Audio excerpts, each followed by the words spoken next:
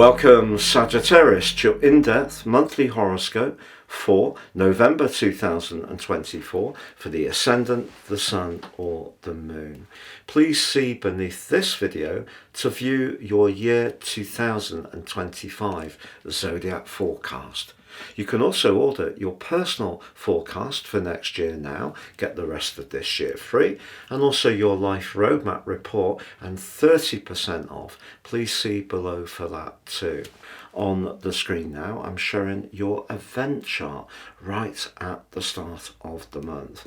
There's a very tender and very sensitive new moon manifesting on the first day in the sign of Scorpio. Scorpio is very much about what's not necessarily obvious. It can be to do with transformations. A 12th house new moon does need us to embrace it, because the 12th house is the part of life that we can feel a little fearful of.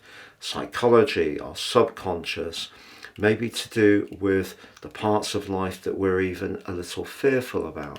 But if you're prepared to bring those in to being part of you, there's a huge opportunity here to bring some healing, peace, and also rest and relaxation into your situation.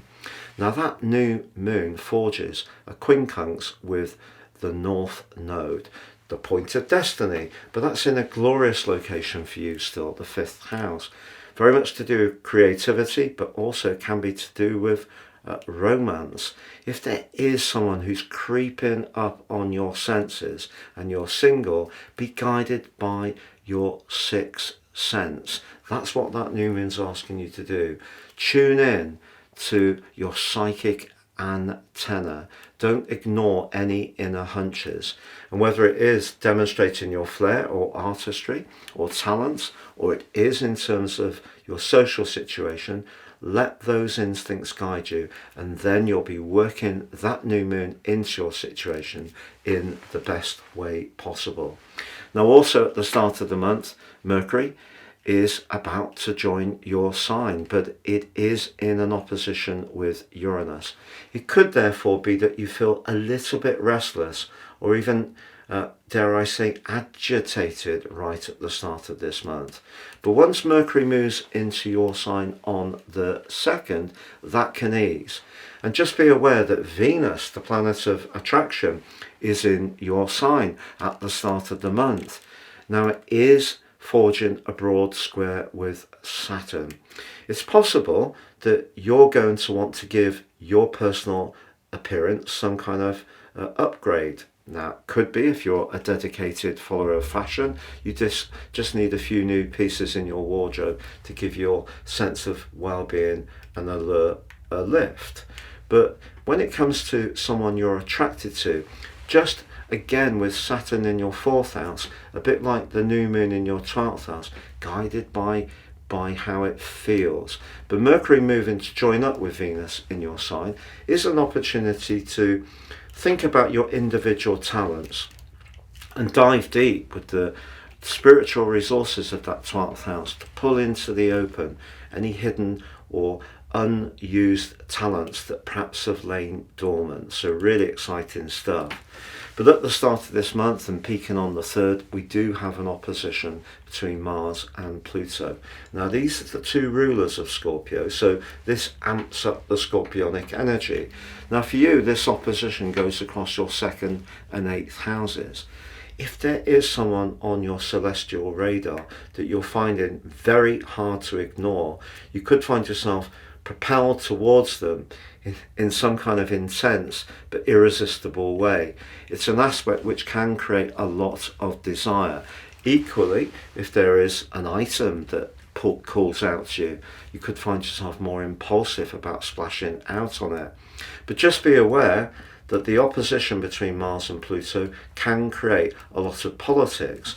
If there is a situation that you're discussing that's financial, and it does include a partnership of some kind. Now, partnerships can be with who we bank with, as much as a romantic partner or a business partner. But if you or someone you're dealing with sees things in a radically different way, it can create a lot of intensity. But on the 4th, Mars gives you an opportunity for liberation because it moves into your sister fire sign of Leo.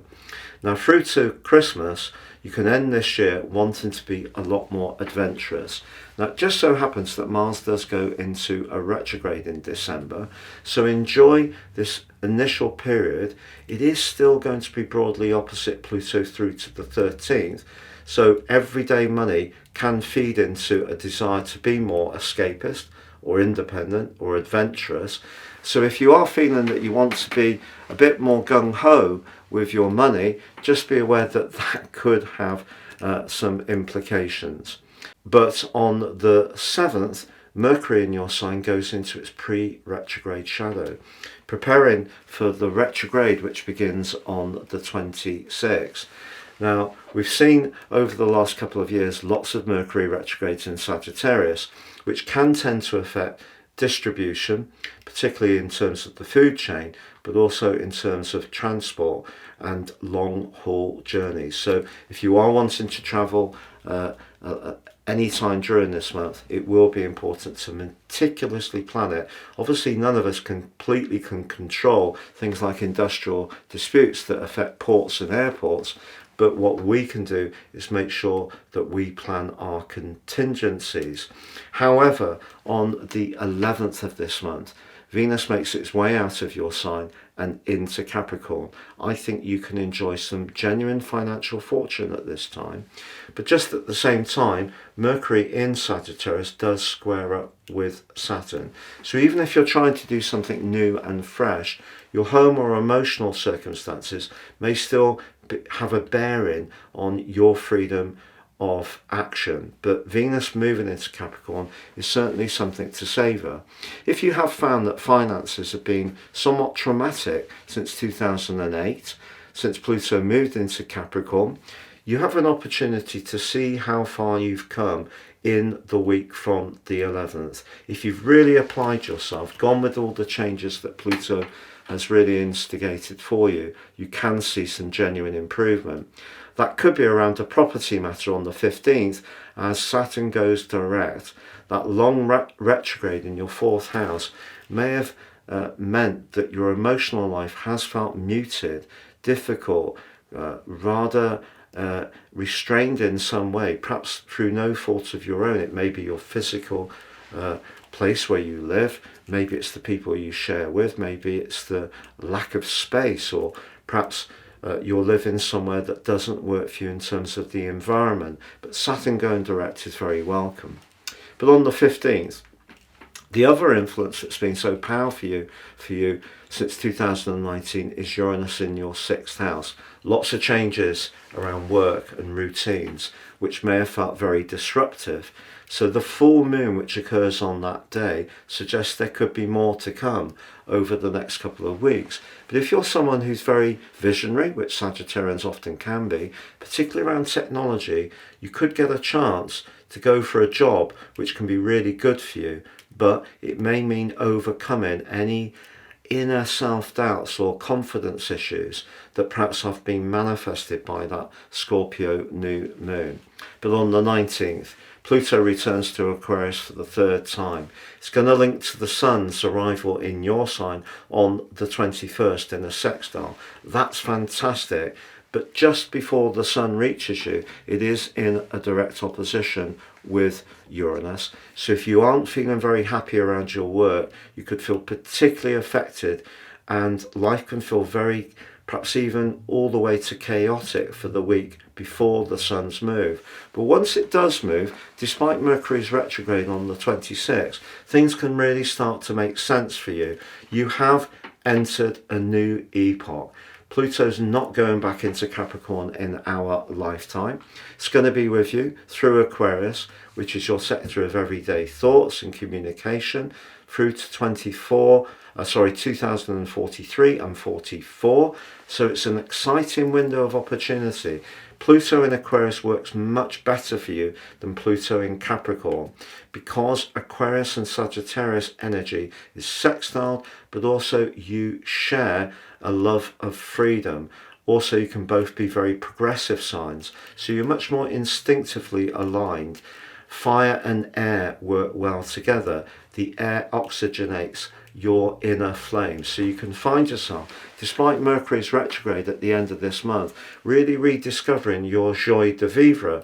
Now this may mean that you're going to reposition yourself in terms of your work, your overall life structure, even finances in some kind of big way, but it's a big way that's really going to feel right. I feel it's been calling out to you for some time, but a big shift and realignment can really work for you as this month draws to a close.